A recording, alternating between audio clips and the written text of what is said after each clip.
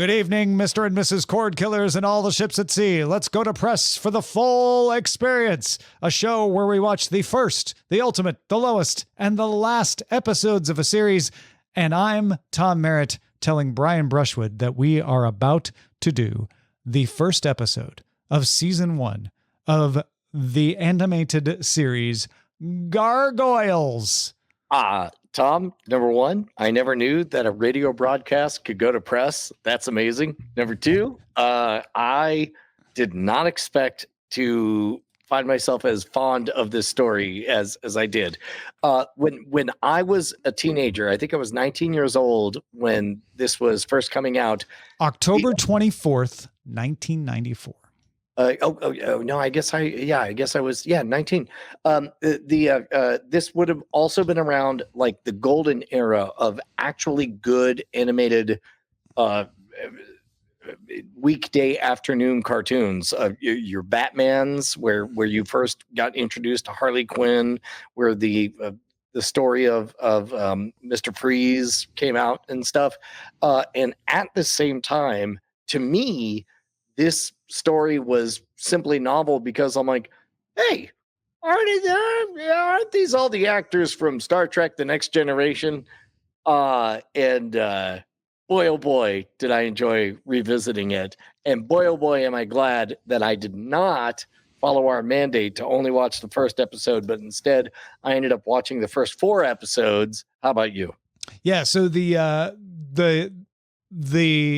rules of the game are, for the purposes of the full experience, the first episode discussion is about the first episode. You only have to watch episode 1, Awakening, part 1.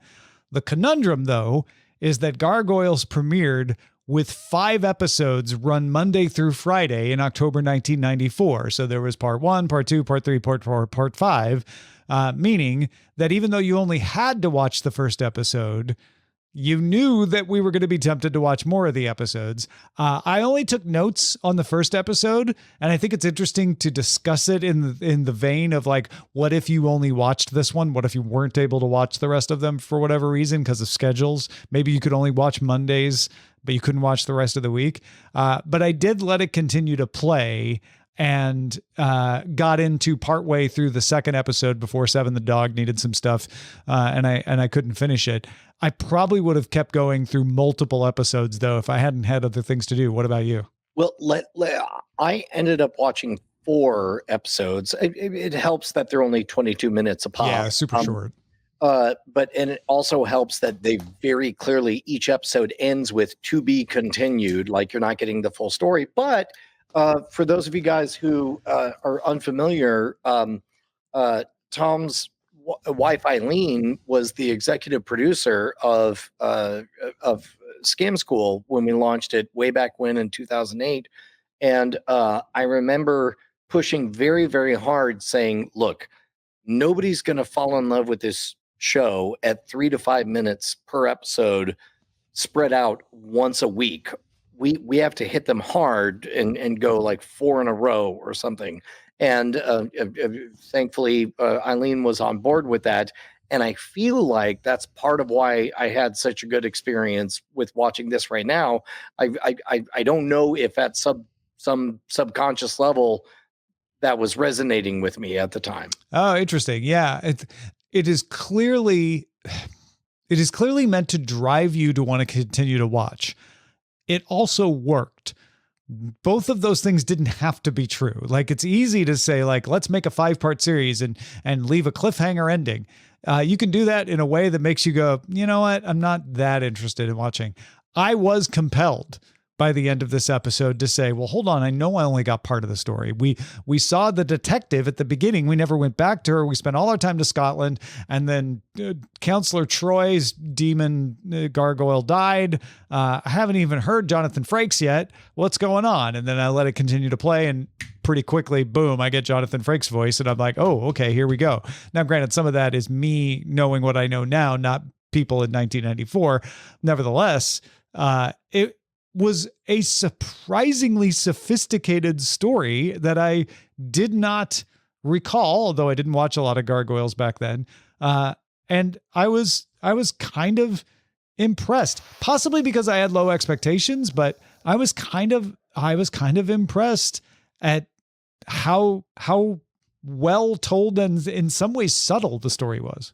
Well, and what surprised me was how new the story was. Like we've heard about, werewolves and vampires and blah blah blah blah blah blah blah. Like I can you name any other story where the lore is about gargoyles?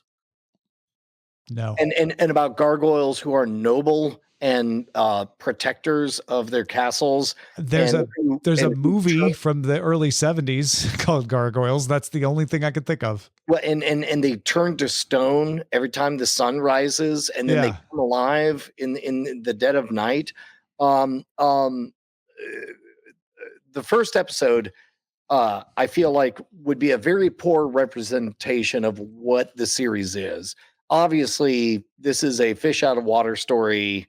This is Buck Rogers, right? This is they go to sleep, they wake up, Rip Van Winkle. It's 1,000 years later, and this is a strange new world. Having said all of that, the very first thing you get is what's his name? Is it David Keith David, the guy who plays the president in Rick and Morty? Oh, in Rick and Morty, yeah. Yeah, he has that iconic voice. He was in The Thing, and They Live. Do you know it? Keith David? Yeah. Is that right? Yeah. Okay, great. Okay, so Keith David has this iconic voice, but also, Counselor Troy, looking like very, forgive me, trashy 80s with their outfits. It is 994 AD. She's very fashion forward, if you think about it that way. She is. And then happens to land just fashion behind. What an unfortunate coincidence. And then I'll say a little bit about the second episode, and then we can talk mainly about the first episode. But the second episode is when they wake up, and some rich bazillionaire, like, the rules of the spell were that when the castle is above the clouds, then they'll wake up again, and they do it. But they do such a wonderful job of crafting the character that Jonathan Frakes plays to be the right amount of rich douchebag, where you're like, well, clearly I can't trust him. But I got to admit, Tom, I really loved it, and I didn't mind investing 2 more episodes beyond where you were watching. Yeah, the way we have created the rules, and we're making these up as we go along, and we can violate them whenever we want. It's our little sandbox, but just to have a consistent approach so that you can compare different full experiences to each other, we try to go with the first episode that was a television show that was broadcast, right? So sometimes there's 2-parters, like in Sliders, that were broadcast as one, but later split apart for syndication. We're going to watch both parts because it was originally broadcast as one. There was the $6 Million Man, where they had 3 made-for-TV movies before they ever got to a series premiere. We watched the television series premiere. The Munsters had 2 pilots that were never aired. We watched the first aired show. This is a unique experience that this is one episode. It was aired as part 1, right? They didn't chop it up later, but it is not an introduction to the series yet. It is not the complete introduction. You're not getting the full plot. You know that something happened at the top of the building, but you don't know what. You know that they have been cursed, and you can kind of guess, well, that skyscraper is above the clouds, so I guess that's how they really reveal the curse. But you don't know anything about Jonathan Frakes' character yet. So it's interesting that this doesn't work in the sense of being an introduction to the series, which is what the first episode does for the full experience. It 100% works as an introduction to the flavor of the series in telling me who are the main characters, what's the driving motivations, how do they interact, and what kind of stories am I going to get? My notes went from, I love this episode of the Venture Brothers, ha ha ha, because they imitate this style in Venture Brothers. I imagine this flashback is entirely historically accurate, ha ha ha, right? And immediately go to, they bleed. That was a nice reveal, actually. Right? Like just, it was somewhat subtle. I was about to make the Goliath comment myself, Your Highness.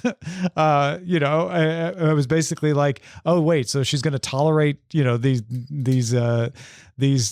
gargoyles. And then she makes a comment about that. Cause I was like, oh, you're just going to let people, she hates what I'm trying to say. She hates the gargoyles and they let the gargoyles into the hall. I'm like, oh, and that's okay. And she's like, this is not okay. I'm like, oh, okay. This is consistent. The betrayal because of the treatment of them as gargoyles, the Scot who betrays the princess because he's mad at how she treats the gargoyles and then gets upset that the people he betrayed her to go too far and kill the gargoyles. I mean, it's not the most complex plot, but it's way more complex than I would have expected from a cartoon.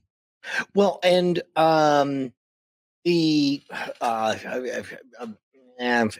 have time to go into character diamonds and stuff, but it's like the very simple archetypes. With Goliath in the beginning is the only one to have a name, and if you want to get biblical in it, it's like there's a whole gospel of the Bible. Where that's what my note was. Yeah, I'm like, wait, Goliath got beaten. And the princess makes that like, yeah, Goliath, he didn't win, did he? Right. He also wasn't the good guy. He was the bad guy. Right. And then later, as they emerge in the post future in episode 2, they choose to name themselves after these icons of New York. Hudson. The dog character is named Bronx. Nice move.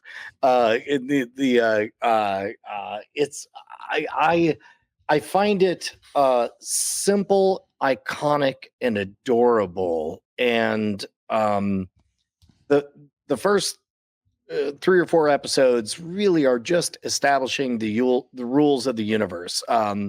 You've got a billionaire who is wearing a mullet, which is all you need to know about whether or not you could trust him. And you've got Goliath, who is trusting but cautious. I don't know. It's just iconic in all the ways I would hope. I dug it a lot. And I was very surprised at how impressed I was by it. I expected to enjoy it. Like, oh, okay, it'll be fun. And there'll be some gaps because, it's a cartoon from the 90s. They hadn't really started making sophisticated cartoons. Simpsons was about it yet. Oh no, this is way more sophisticated. Amos, how far in did you get? I watched the first 2 episodes. And I watched the second episode because I was so disappointed by the first. Oh, okay. Why? Because it was all flashback?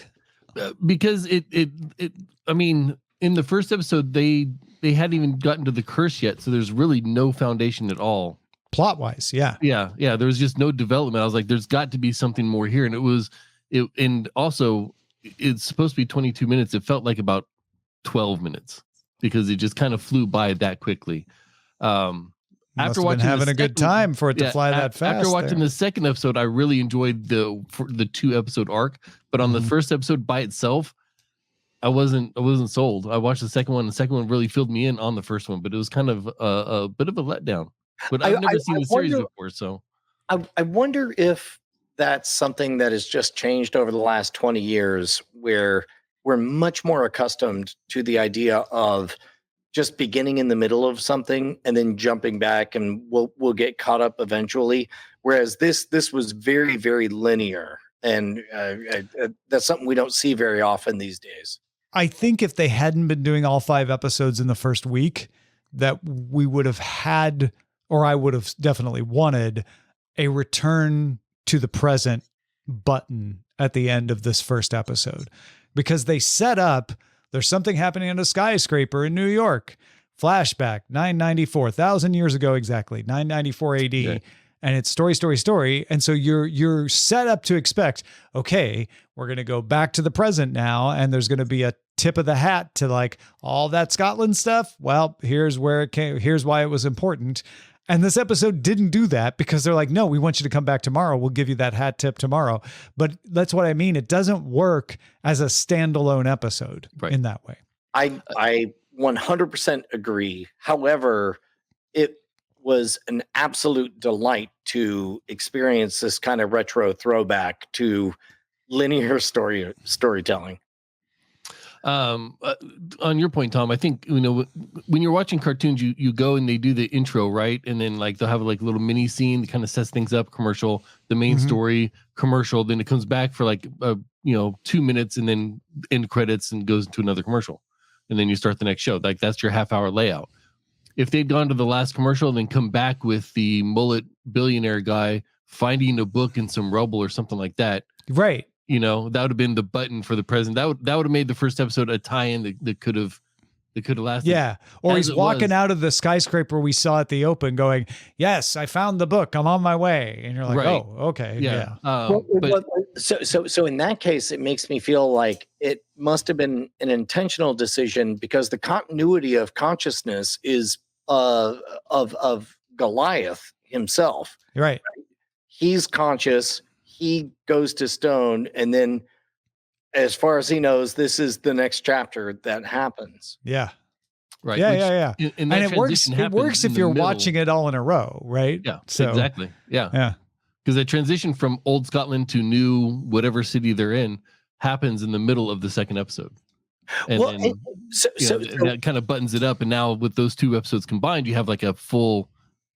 I've got beginning, middle, end, and I'm ready for the next chapter, as opposed to just the first episode itself was kind of like it just stopped. In fact, it says, on the next episode, and it goes in and has a couple little vignettes, and then it plays the intro completely over again.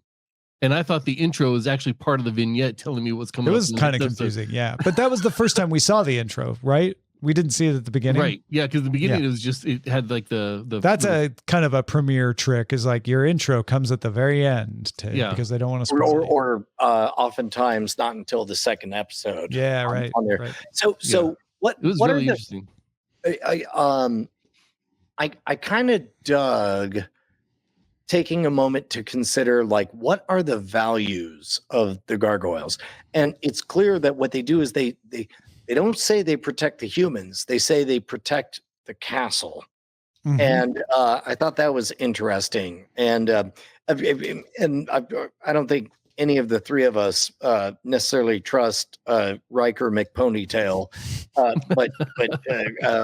but Number one. nor do we trust Madonna Gargoyle. But Desdemona. but there's enough there. I'm really curious where this is going to go from this point forward. This is an interesting test of the format too. We are going to jump all the way to season 2, episode 5 for the ultimate episode, for the highest rated episode. If I was going to guess, man, I'm going to guess like a fakey McPonytail is like, finally, I've extracted the blood of a gargoyle, and I'll have all of the benefits and none of the detriments. Yeah, That's right. And I'll be a day walker gargoyle who can walk in the sun. Yeah. It's called The Mirror. Maybe. Okay. All right. Yeah. I know for sure later on Brent Spiner shows up. I assume Doesn't LeVar Burton have a few? I believe he does too. Like at some point, I was just like, so I guess just all of them. In fact, basically everyone but Patrick Stewart. Yeah. Yeah. Because he was commanding too high a fee back then. Any other thoughts on Awakening Part 1, the first episode of Gargoyles? Here's my question to you guys. better or less good than you had hoped, feared? Way better for me. What about you, Amos? Not as good for the first episode by itself. When combined with the second, much better than I thought it was going to be. All right. Yeah. But I will say it was a solemn relief to return to the days of simple animation, where you know you the Scooby-Doo days, right? You'd see the same background go by like 3 times. Yes, or you would be able to tell exactly what object was about to be manipulated because it would be a different type of paint than the matte painting in the background. Yeah. To be honest, it actually, watching this got me excited to watch X-Men 97 or whatever it was. Yeah. Just that simple, just the simpler animation was just a treat to return to. Well, I have one other observation that is too hot for the public internet, so I'll be saving that for after talk. If you're a patron, stick around for that. It'll be coming to your feed if it's not already in your feed. Anyway, you get these episodes early as a patron as well. Patreon.com/Cordkillers. The full experience will continue next time with the ultimate episode of Gargoyles, Season 2, Episode 5, The Mirror. Until then, have a great night.